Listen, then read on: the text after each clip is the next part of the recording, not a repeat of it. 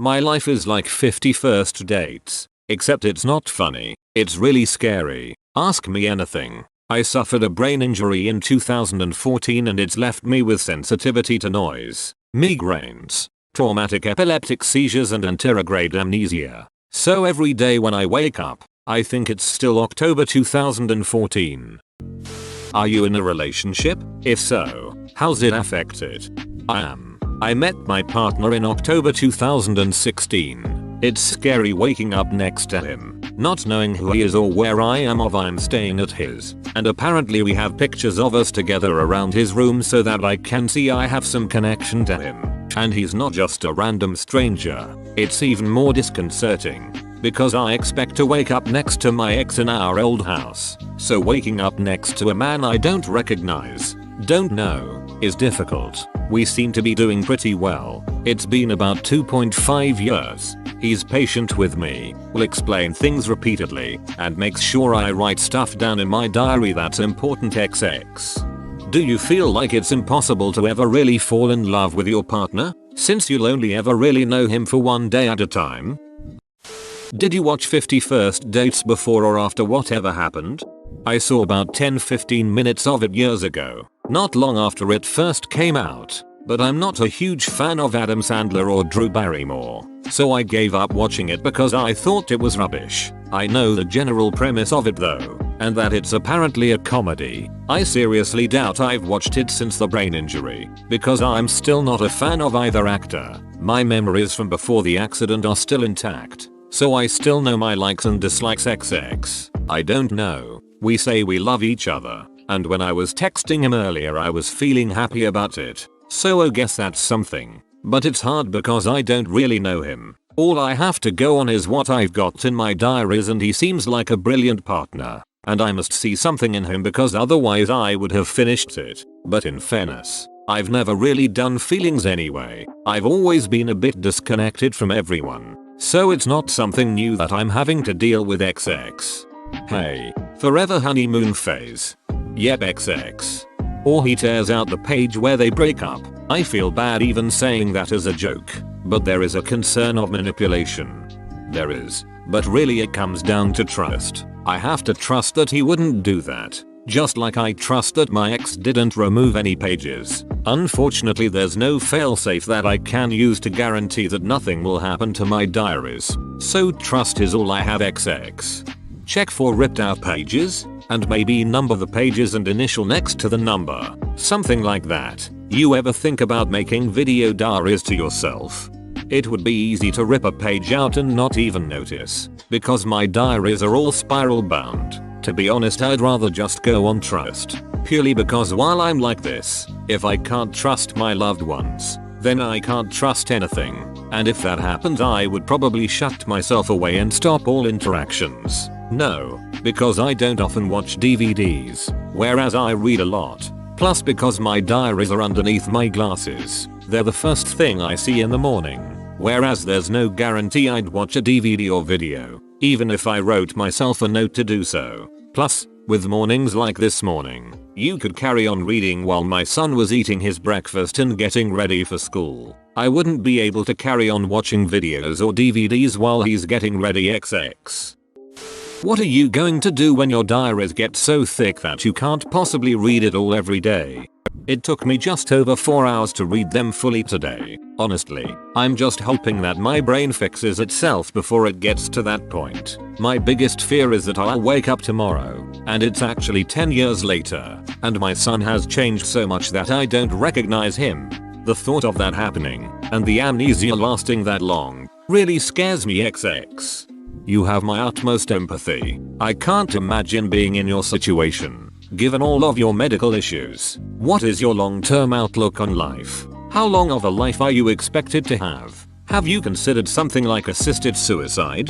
My life expectancy is normal, but a lot of my physical problems are degenerative, so I'm only going to get worse as time goes on. Euthanasia is something I've been strongly in favor of for years. If animals are in pain and suffering, We put them out of their misery. So why is it considered okay to make people carry on when they are in pain and want to end their life? I believe everyone should be able to choose for themselves if they want to die with dignity and not have to travel to another country and be apart from their family and friends when the time comes, if that's what they want. Obviously some people do want to be by themselves. If I wasn't such a coward, I would have killed myself a long time ago. But I'm too chicken to do it XX.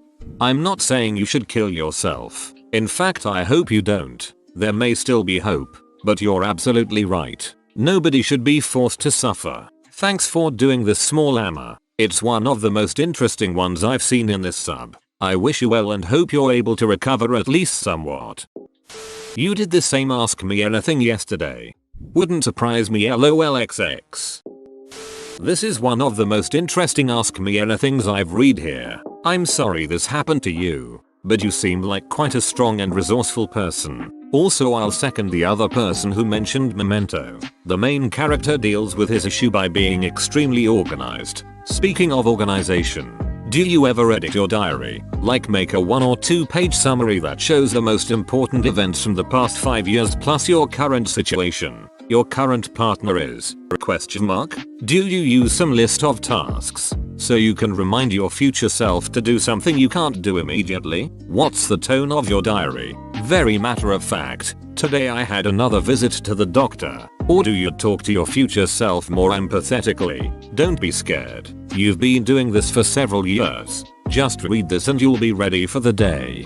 Yep, I have a few pages that are dedicated to specific things rather than general stuff. For example, I have a section on my fella, his full name, date of birth, address, phone number, likes dislikes, how and when we met, his family, some stuff from his childhood, jobs he's done, etc. Another section is about stuff to do with my son, his teacher, where his classroom is, who his friends are, what he's good at, what things he's into, toys, movies, etc. Mum has a section because she had a knee replacement a couple of weeks ago, and that's got things in like how she's doing each day, what exercises she's meant to be doing and how often, when she has any follow-up appointments and what, if any, questions we need to ask. I'm her main carer because I live with her. Any sections I have get updated with whatever new information is relevant, and old stuff is crossed out. There's a calendar in the kitchen that has any future appointments on it. It also has if I need to make appointments, if anything is going on at the school, when the litter tray was last changed, when my son is at his dad's, stuff like that. It's a bit of both. 90% matter of fact and straightforward, but there are entries about how I'm terrified that this is my life. I'm going to be stuck like this forever. Everyone would be better off without me. Real self-pitying shit like that. But there's not much of it. And it's gotten rarer in the last couple of years because I made a decision to not write down the bad days unless it's a really bad day, so that I don't feel quite as shit when I'm reading through it XX. I made a decision to not write down the bad days unless it's a really bad day, so that I don't feel quite as shit when I'm reading through it. Did you make that decision and then wrote it down in the diary? Or can you remember that sort of thing? Do you think you would downplay some negative stuff, overstate some positive stuff to give yourself a nicer read in the future? I wish, LOL. No, it's written in my diary. Possibly. I'm sure I've had some really bad days and not written down about them, so I don't have to read that stuff. Don't think I overplay the good stuff. I've always been quite straight, logical and matter of fact. And it doesn't really seem logical to make something sound better than it was. Because if I speak to someone about it and it turns out it isn't as great as I wrote, then I'm going to wonder how much else I wrote that I can't trust. I think factual is better and easier XX. How will you remember this post tomorrow? I won't remember it, but I'll know I posted it, because I'll probably look through my post history, same as I did today, because it looks like I've only been on Reddit for a few months XX. What is a day in your life like? Are you a student? Do you have hobbies? No, not a student. I'm a 32-year-old mum. Did used to be a pub manager but lost my job when I had the brain injury, and haven't been able to get a new job since. I'll use today as an example. Woke up at 5 AM when my alarm went off. Freaked out when I saw I was at my mum's house, not at home. Put my glasses on, SW they were on top of some notebook saying read me. Started reading. Found out why I'm at mum's, been living here for nearly 3 years now. Catch up on what's been happening for the last nearly 5 years. Find the unlock code for my new phone. Look through Facebook at some of the pictures and videos. Have to finish reading and looking through Facebook later. Need to sort my son out for school. He's now 8. He turned 4 2 weeks before the head injury. Get him breakfast. He eats and gets himself dressed. I take him to school. Luckily I know where the school is from before my brain injury. No idea where his classroom is, but he says he always goes in through reception because I can't walk all the way around to his classroom. I have physical disabilities that I've had for years, not connected to the brain injury, but have gotten worse since then. Say goodbye and I'll see him on Sunday because he's at his dad's this weekend. Go home. Nap on the sofa for an hour because I'm still exhausted. Must have slept funny because I've woken up and can't move my neck or spine without a lightning bolt of pain starting at the base of my spine going all the way down to my lower back. Take fentanyl nasal spray. Put another patch on. Mum passed me everything. Spend some more time reading the rest of my diaries and looking through Facebook and the other apps on my phone, which is also new to me. I had an old style Nokia that could only do texting and calling. Now I have a smartphone. I don't like it. Currently still stuck on sofa. Wondering if I'm going to have to sleep on it tonight. The only hobby I had before that I've had to stop is MMA and kickboxing. The other hobbies I can still do, because it's just reading and Sudoku XX. I am unsure if this is a silly question, but here goes. Have there been any particular memories that somehow overcome the condition? If so, how do you process those memories when you have many missing pieces of the puzzle?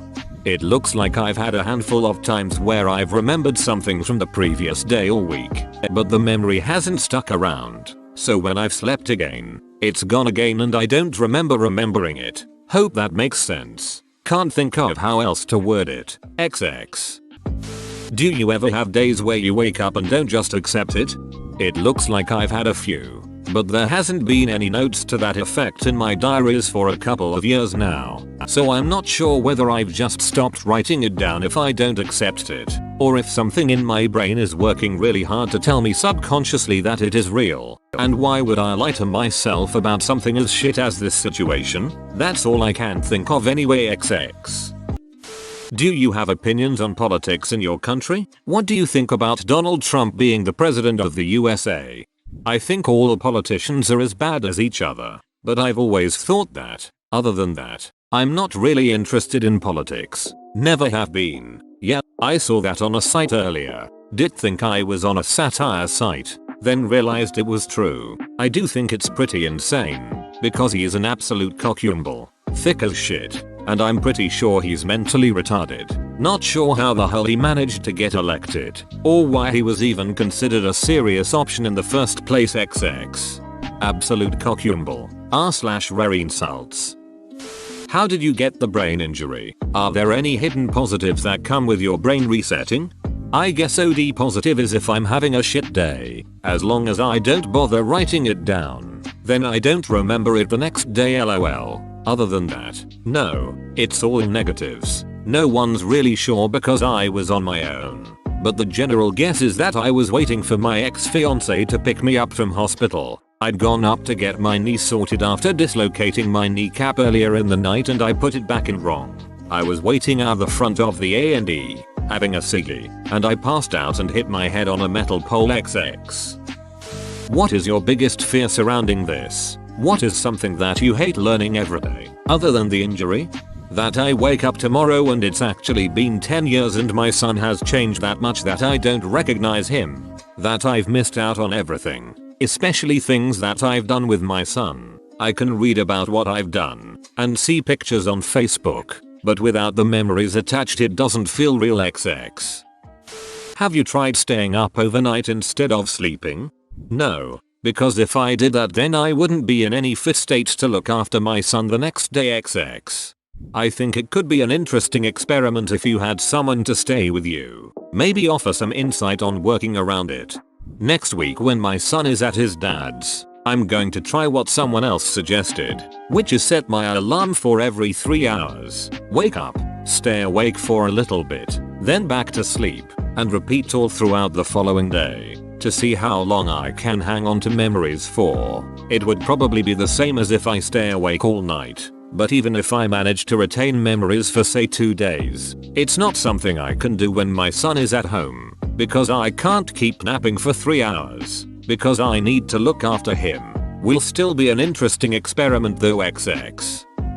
I don't even know if it's possible for you to answer this, but here goes anyway. Do you reset 100% back to the person you were in 2014, or do you think or feel that your subconscious can somehow store information that influences what you do and feel? Like for example, let's say you meet someone and you end up feeling some strong emotion for them, either really hating them because you fought with them or something, or really liking them.